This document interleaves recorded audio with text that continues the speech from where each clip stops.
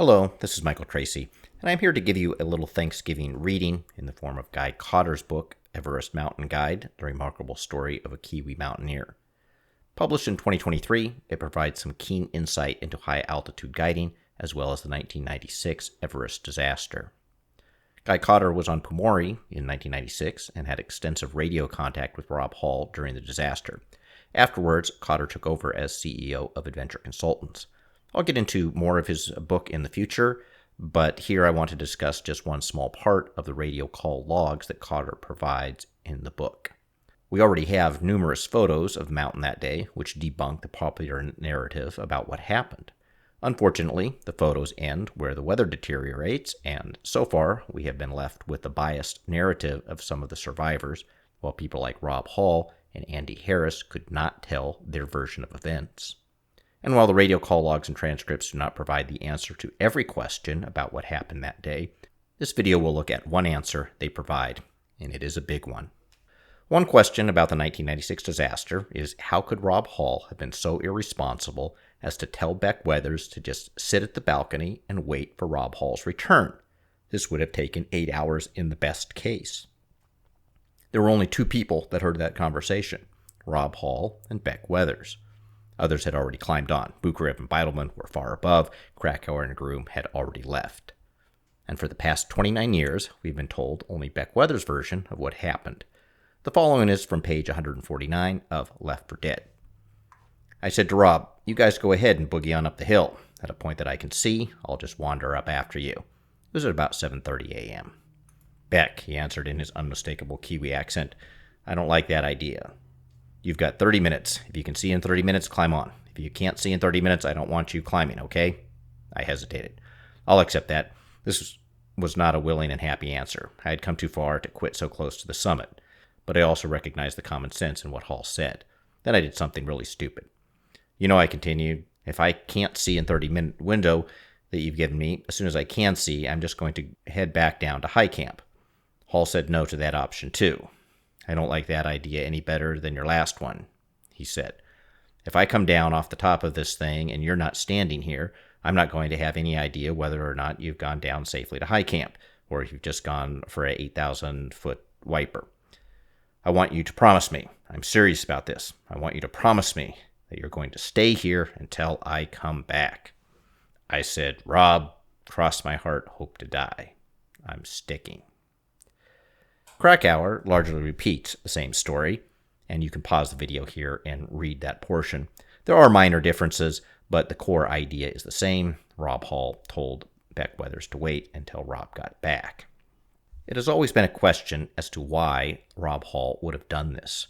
Why not simply have Beck Weathers descend with one of the Sherpas, which would have turned around at South Summit and would have been back at that location in a couple of hours? If you listen to Neil Beitelman's interview, which I link in the description, Beitelman is also slightly skeptical about whether the accepted version was indeed correct. Well, after 29 years, we finally have Rob Hall's version of the story. Fortunately, when on the summit, Rob Hall provided an accounting of all the members back to base camp. Thus, we know Rob was thinking clearly at that point and had a solid overview of where everyone was on the mountain, or at least where he thought they were. The following is provided as the transcript of the summit radio call. Helen came back immediately. "Copy you loud and clear. It's wonderful to hear your voice up there. Say again who is with you." "At the moment, it's Mike, Yasko, and John K. has already been and gone. Doug Hansen is just coming over the horizon. And Dorje is with me, and also Norbu." "Any news of Lou and Stewart?" "Yeah, those guys returned from below South Summit. We're tired. Weren't really feeling up to it, so they went back." "And what about Beck?" "Beck was having a problem with his eyesight. I was waiting on the the South Ridge, until the first people come down." "How's the weather up there?" "Cold and windy. Cold and windy." So there you have it. After 29 years of fiction, Rob Hall's version is that he never told Beck to sit there and wait for him. Beck was supposed to head down with the first people coming down, and while on the summit, Hall knew 2 Sherpa and 3 clients had descended, so clearly he had thought Beck was on his way back down with them. Now, you can write this off to memories at altitude, or 2 people remembering the same conversation differently. but it is difficult to believe the story that Rob Hall explicitly told Beck to wait for him, only to then say the opposite on the radio call from the summit. Rob was thinking clearly at that point, and had he indeed told Beck to wait there for his return, he simply would have told that to Helen over the radio, and probably told Groom, who was heading down at that point, to be sure to pick up Beck at the balcony while Rob Hall waited for Doug Hansen. As a note, the Taiwanese Sherpa would have been just coming into view at that time, and likely one of them just coming up was mistaken by Rob Hall for being Doug Hansen. This mistake about thinking he was looking at Doug Hansen just coming up is also likely why Rob Hall remained on the summit so long. So, another 1996 myth busted, and there are numerous more that will be busted with Guy Cotter's radio logs and transcripts. For now, get a copy of Cotter's book and see what you can find on your own.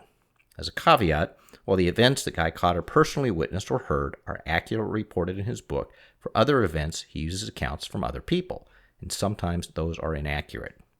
Also, Cotter places the time of Rob Hall's summit at 2:15 p.m., while Helen Wilton, base camp manager, places it at 2:30, which is likely correct. In addition, the book is very poorly edited, for instance, constantly misspelling Neil Beidleman's name, but the radio call logs will assist us as we slowly but surely drag John Krakauer to the truth, like a horse pulling a plow.